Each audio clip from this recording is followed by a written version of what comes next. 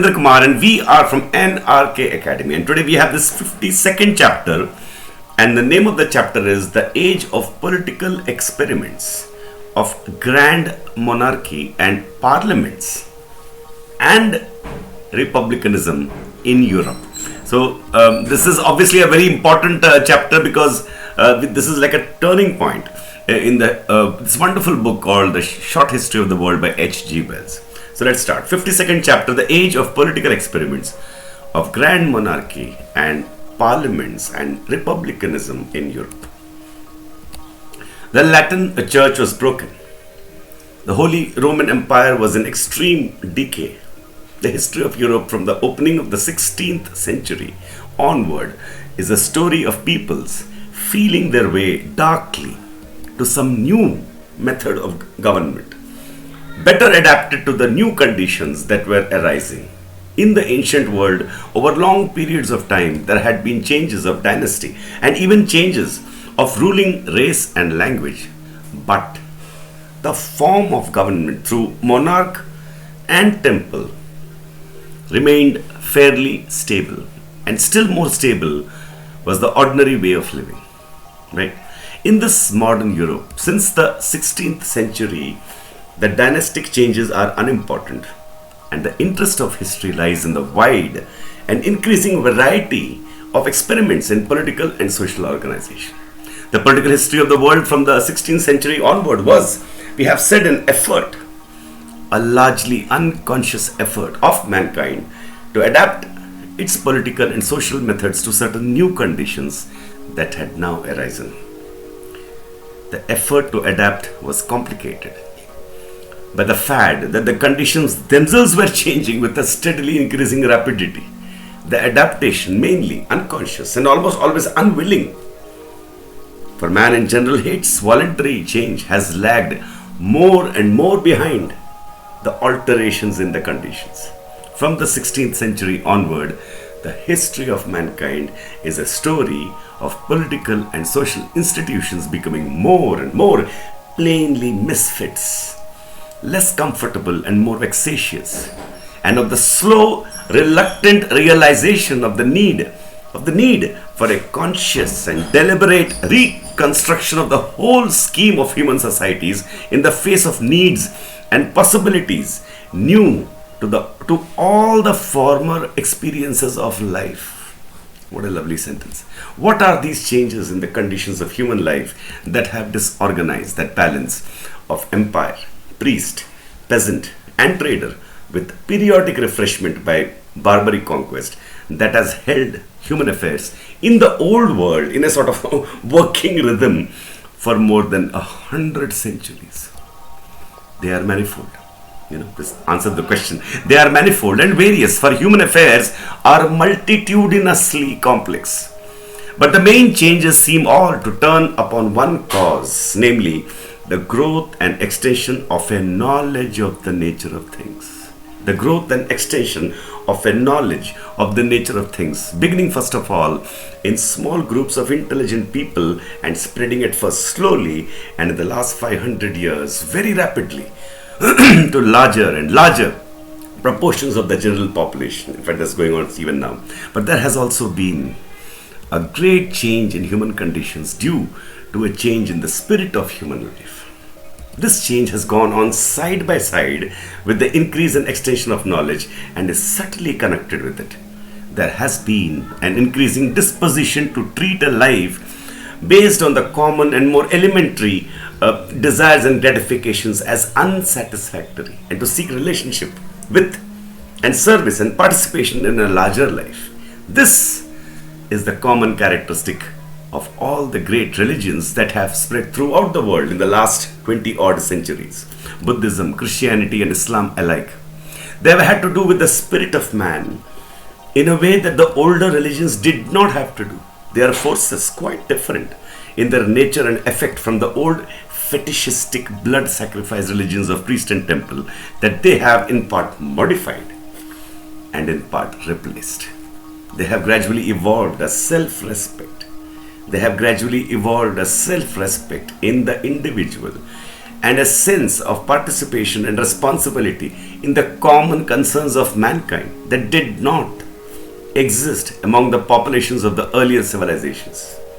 The first considerable change in the conditions of political and social life was the simplification and extended use of writing in the ancient civilizations, which made larger empires and wider political understandings practicable and inevitable. The next movement forward came with the introduction of the horse and later on of the camel as a means of transport, the use of wheeled vehicles, the extension of roads, and the increased military efficiency due to the discovery of terrestrial iron. Then followed the profound economic disturbances due to the device of coined money and the change in the nature of debt, proprietorship, and trade due to this convenient but dangerous convention. The empires grew in size and range, and men's ideas grew likewise to correspond with these things. Came the disappearance of local gods, the age of theocracia, and the teaching of the great world religions. Came also the beginnings of reasoned and recorded history and geography. The first realization by man of his profound ignorance, and the first systematic search for knowledge. For a time, the scientific process which began so brilliantly in Greece and Alexandria was interrupted. The raids of the Teutonic barbarians, the westward drive of the Mongolian peoples, convulsive religious reconstruction and great pestilences put enormous strains upon political and social order. When civilization emerged again from this phase of conflict and confusion, slavery was no longer the basis of economic life, and the first paper mills were preparing a new medium for collective information and cooperation in printed matter. Gradually at this point and that the search of knowledge, the systematic scientific process was resumed. And now, from the 16th century onward, as an inevitable byproduct of systematic thought, appeared a steadily increasing series of inventions and devices affecting the intercommunication and interaction of men with one another. They all tended towards wider range of action, greater mutual benefits or injuries, and increased cooperation, and they came faster and faster. Men's minds had not been prepared for anything of the sort, and until the great catastrophes at the beginning of the 20th century quickened men's minds, the historian has very little to tell of any intelligently planned attempts to meet the new conditions this increasing flow of inventions was creating. The history of mankind for the last 4 centuries is rather like that of an imprisoned sleeper, stirring clumsily and uneasily, while the prison that restrains and shelters him catches fire, not waking, but incorporating the crackling and warmth of the fire with ancient and incongruous dreams than like that of a man consciously awake to danger and opportunity. That's how he looks at it, H.G. Wells. Since history is the story not of individual lives but of communities, it is inevitable that the inventions that figure most in the historical record are inventions affecting communications. In the 16th century, the chief new things that we have to note are the appearance of printed paper and the seaworthy ocean-going sailing ship using the new device of the mariner's compass. The former cheapened, spread, and revolutionized teaching, public information and discussion, and the fundamental operations of political activity. The latter made the round world one. But almost equally important was the increased utilization and improvement of guns and gunpowder, which the Mongols had first brought westward in the 13th century. This destroyed the practical immunity of barons in their castles and of walled cities. Guns swept away feudalism. Constantinople fell to guns. Mexico and Peru fell before the terror of the Spanish guns. The 17th century saw the development of systematic scientific publication, a less conspicuous but ultimately far more pregnant innovation. Less conspicuous, can't be seen, but ultimately far more pregnant innovation. Conspicuous among the leaders in this great forward leap was Sir Francis Bacon, 1561 to 1626, afterwards Lord Verulam, Lord Chancellor of England. He was a pupil and perhaps the mouthpiece of another Englishman, Dr. Gilbert, the experimental philosopher of Colchester, 1540 to 1603. The second Bacon, like the first, preached observation and experiment, and he used the inspiring and fruitful form of a utopian story, the New Atlantis, to express his dream of a great service of scientific research. Presently arose the Royal Society of London, the Florentine Society, and later other national bodies for the encouragement of research and the publication and exchange of knowledge. These European scientific societies became fountains not only of countless inventions, but also of a destructive criticism of the grotesque, ugly, theological history of the world that had dominated and crippled human thought for many centuries. Neither the 17th nor the 18th century witnessed any innovations so immediately revolutionary in human conditions as printed paper and the ocean-going ship, but there was a steady accumulation of knowledge and scientific energy that was to bear its full fruits in the 19th century. The exploration and mapping of the world went on. Tasmania, Australia, New Zealand appeared on the map. In Great Britain, in the 18th century, coke began to be used for metallurgical purposes, leading to a considerable cheapening of iron and to the possibility of casting and using it in large pieces that had been possible before, when it had been smelted with wood charcoal. Modern machinery started.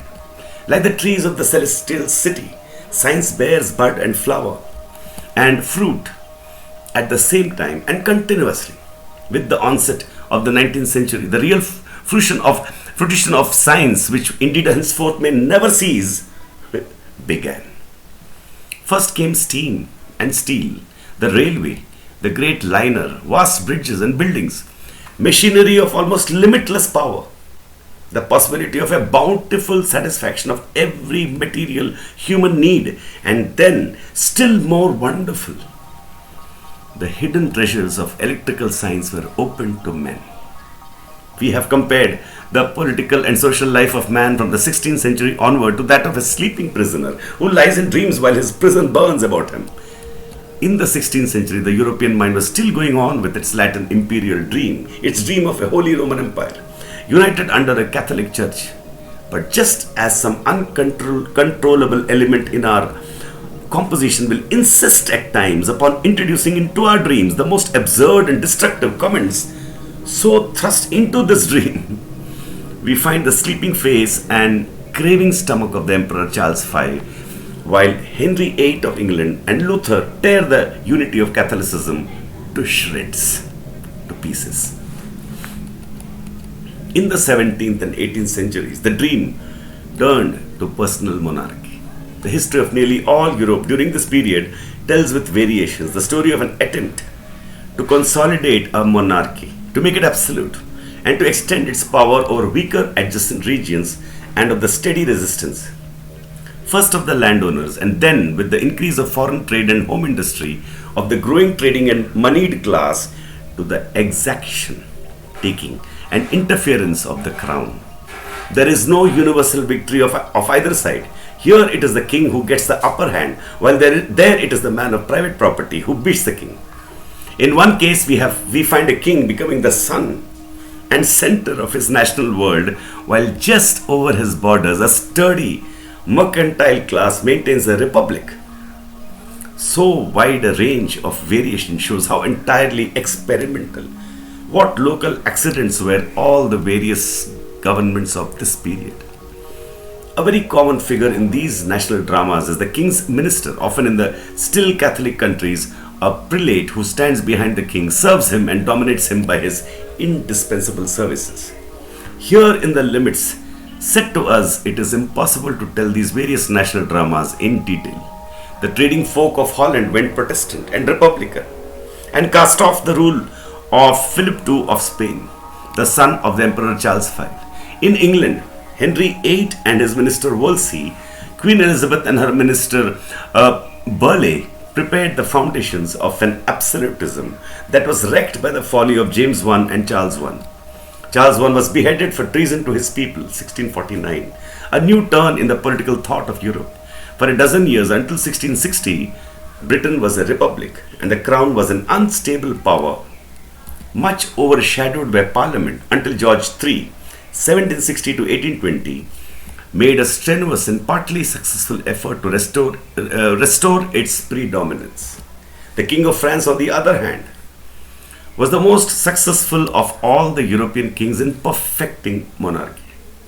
Two great ministers, Richelieu 1585 to 1642 and Mazarin 1602 to 1661, built up the power of the crown in that country, and the process was aided by the long reign and very considerable abilities of King Louis XIV, the Grand Monarch, 1643 to 1715.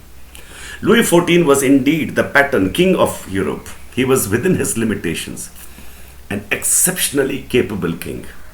His ambition was stronger than his baser passions, and he guided his country towards bankruptcy through the complication of a spirited foreign policy with an elaborate dignity that still extorts our admiration.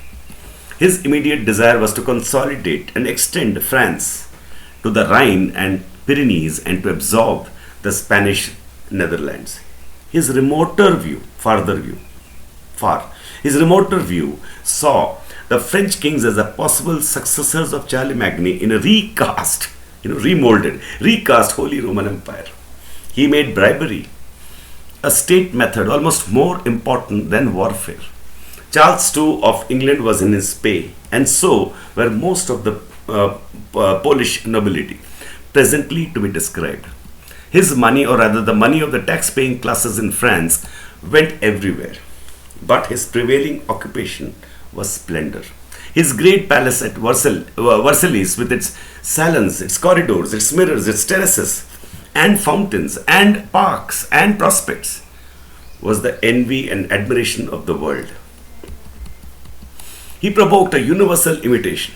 Every king and princelet in Europe was building his own Versailles as much beyond his means as his subjects and credits would permit.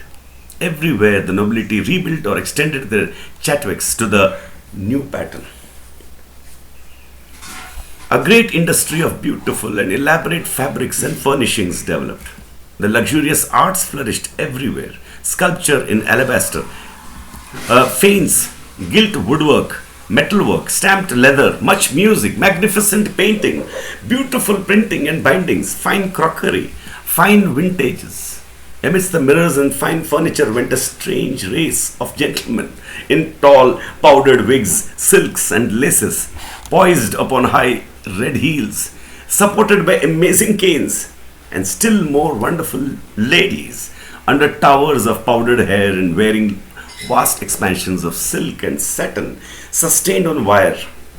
Through it all postured the great Louis, the son of his world, unaware of the meager and sulky and bitter faces that watched him from those lower darknesses to which his sunshine did not penetrate. The German people remained politically divided throughout this period of the monarchies and experimental governments, and a considerable number of ducal and princely courts aped the splendors of Versailles on varying scales.